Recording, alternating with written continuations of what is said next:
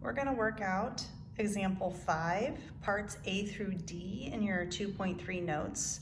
The most important thing to do is to set the inverse trig function equal to an angle theta, and then make sure that you draw a sketch.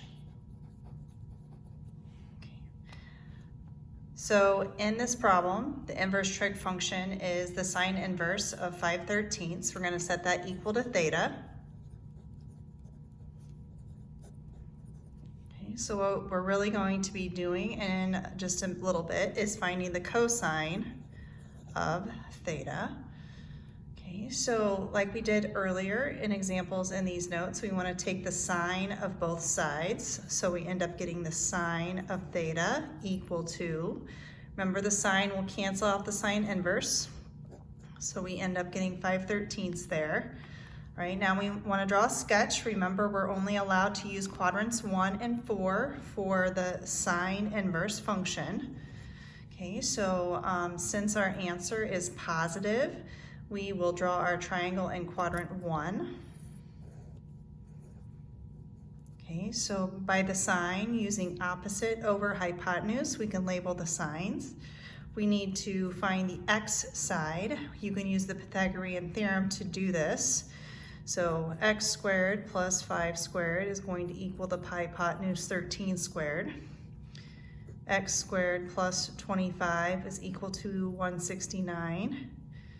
X squared is equal to 144, and when we take the square root, we'll get that x is 12.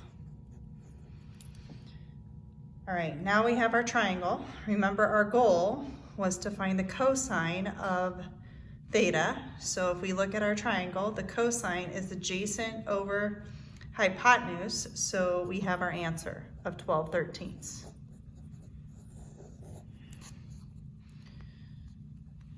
All right, let's move on to example B. Okay, for this one, we need to find what tangent of 2 pi over 3 is. So we start off with drawing a picture.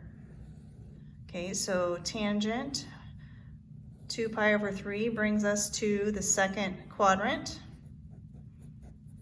Okay, we'll end up having a reference angle of pi over 3, right? So remember, across from pi over 3, this is 60 degrees, is the square root of 3. Next to it will be a -1, since we're in the second quadrant, and the hypotenuse is 2. Okay, so we can definitely find tangent using opposite over adjacent. So our tangent answer is going to end up being negative square root of 3. Okay, so we have cosine inverse of negative square root of 3. Okay, so we know that every inverse trig function is equal to an angle theta. We will take the cosine of both sides. So if we take the cosine of this side, we end up just with negative square root of 3 equal to the cosine of theta. Okay, now we're in trouble, because negative square root of 3, if we put in our calculator, it is about negative 1.7. Okay, but we know when we draw our cosine function from chapter 2, it bounces back and forth between the values of -1 and 1. So this is definitely not allowed.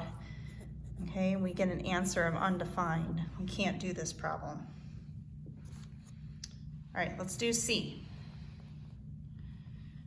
Okay, so C is going to be similar to A, where we want to let theta equal our inverse trig function.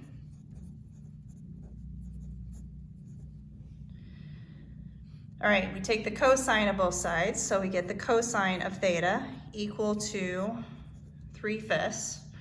We want to draw our triangle. For the cosine inverse, we can only draw in quadrants 1 and 2. This is positive, so we're going to be drawing in quadrant 1. Okay, we're using the cosine, so cosine is adjacent over hypotenuse. So we need to find this side of the triangle, y. So 3 squared plus y squared is equal to 5 squared. 9 plus y squared is equal to 25. Y squared is equal to 16, so we end up getting y is 4. All right, so the way that we're going to use this now is we let theta be the cosine inverse. So this original expression is now tangent of theta, and we can definitely find the tangent of theta from the triangle that we drew. So tangent is opposite over adjacent. So our answer for this problem is 4/3. Okay. All right, let's work out part D here. Okay, once again, we're going to let theta equal the inverse trig function. Okay, so at the very end, we're going to be finding the sine of theta once we get our triangle drawn. Take the tangent of both sides. We have the tangent of theta equal to -2/5. The tangent function for the tangent inverse gets drawn in quadrants 1 or 4. Since this is a negative answer for tangent, we want to be down in quadrant 4.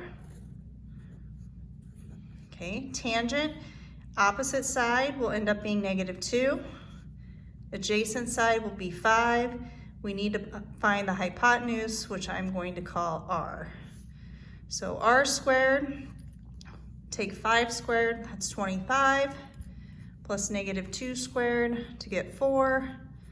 R squared will be 29, so R will end up being the square root of 29. Okay, at this stage, we're able to find the sine of theta. Sine is opposite over hypotenuse, so we're going to end up getting -2 over the square root of 29. Okay, that's fine, like that.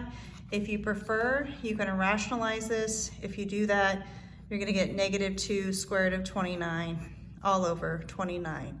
Either answer is perfectly acceptable.